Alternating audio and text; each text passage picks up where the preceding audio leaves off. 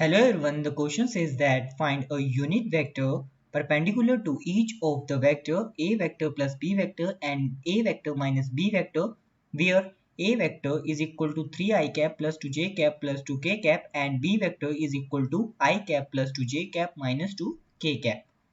तो इस क्वेश्चन में हम कह सकते हैं हमें दो वेक्टर दिए गए हैं।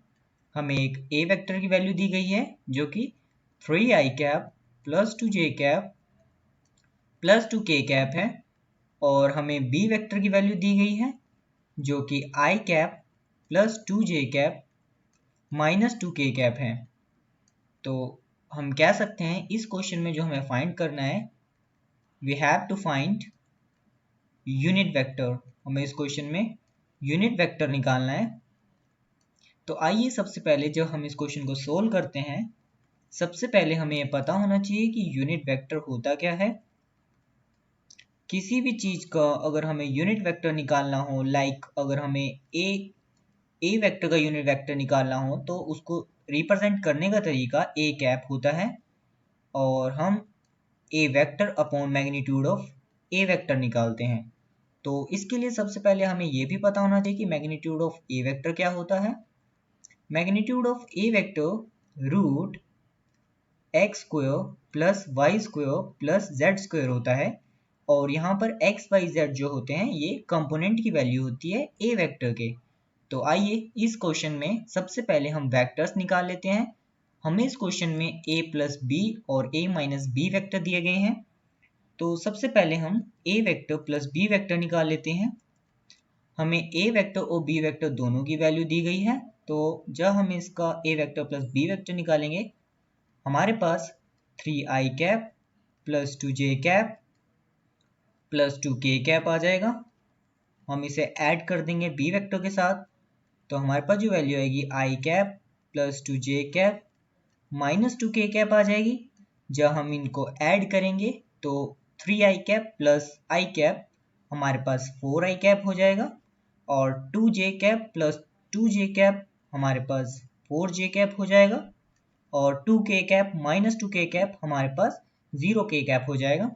इसी तरह हम a vector minus b vector की वैल्यू निकाल लेते हैं। a वेक्टर हमारे पास 3i cap plus 2j cap plus 2k cap है और माइनस b वेक्टर हमारे पास I कैप, हम माइनस अंदर ले जाते हैं तो माइनस j कैप और ये हमारे पास माइनस की टर्म है ये प्लस हो जाएगी तो हमारे पास plus 2k cap is equal to अब 3i cap minus I cap तो 2i कैप होगा और 2j cap plus 2 minus 2j cap तो हमारे पास 0j कैप होगा और plus 2k cap plus 2k cap तो हमारे पास प्लस 4k कैप होगा। तो हमारे पास अब a vector plus b vector की वैल्यू आ गई और a vector minus b vector की वैल्यू आ चुकी है। तो क्वेश्चन में हमें दोनों वेक्टर परपेंडिकुलर बोले हैं तो हमें a vector plus b vector in cross product of a vector minus b vector निकालना होगा क्योंकि क्वेश्चन में हमें मेंशन है कि ये वेक्टर परपेंडिकुलर है। तो हम जानते हैं कभी भी दो वेक्टर्स जब हम क्रॉस प्रोडक्ट निकालते हैं किसी भी दो वेक्टर का तो फर्स्ट रो में हम I कैप j कैप और k कैप लेते हैं और सेकंड रो में हम जो हमारे पास a vector plus b vector दिया गया है हम उसके कंपोनेंट की वैल्यू लेंगे। तो हमारे पास a vector plus b vector के जो कंपोनेंट है वो 4, 4 और 0 हैं। इसी तरह से नेक्स्ट रो में हम जो हमारे पास R3 होगी उसमें a vector minus b vector के कंपोनेंट की वैल्यू लेंगे जो कि हमारे पास 2, 0, 4 होगी। अब हम इस डिटर्मिनेट निकाल देंगे। तो कभी भी हम जब डिटर्मिनेट निकालते हैं वो हम किसी भी रो के लोग किसी भी कॉलम के लोग निकाल सकते हैं क्योंकि डिटर्मिनेट की एक प्रॉपर्टी होती है अगर हम किसी भी रो किसी भी कॉलम के लोग हम अपना डिटर्मिनेट निकालते हैं तो रिजल्ट हमेशा इक्वल आता है। तो आइए हम इसको R1 के लोग इसका डिटर्मिनेट निकालते हैं। तो हमारे पास जो वैल्यू आएगी I कैप जब हम R1 के लोग A11 की वैल्यू निकालेंगे तो R1 और C1 ये दोनों निगलेक्ट हो जाएगी तो हमारे पास जो वैल्यू बचेगी वो हमारे पास डिटर्मिनेंट में 4004 बचेगा। अब इसको सोल्व किस तरह करते हैं, सबसे पहले हमें A22 into A33 minus A23 into A32 करना होगा, तो ये वैल्यू हम सोल्व कर पाएंगे। तो हमारे पास जो वैल्यू निकल के आएगी वो हमारे पास 16 आएगी। इसी तरह से हम R1 का सेकेंड वैल्यू ले लेते हैं जो कि हमें -j लेना होगा।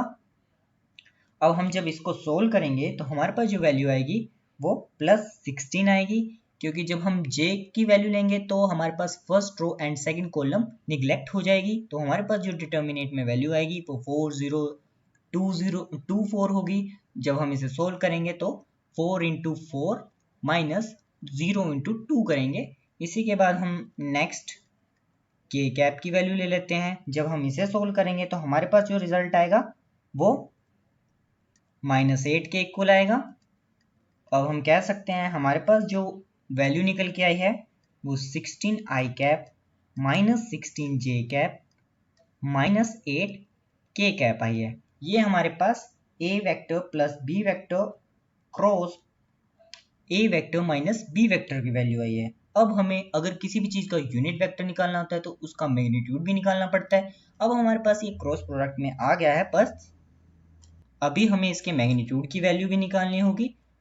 जब हम किसी भी चीज का मैग्नीट्यूड निकालते हैं, अभी हम बता के हटे हैं, तो हम उसके कंपोनेंट की वैल्यू ले लेते हैं और उसके कंपोनेंट की वैल्यू का स्क्वायर का सम का स्क्वायर रूट निकालते हैं।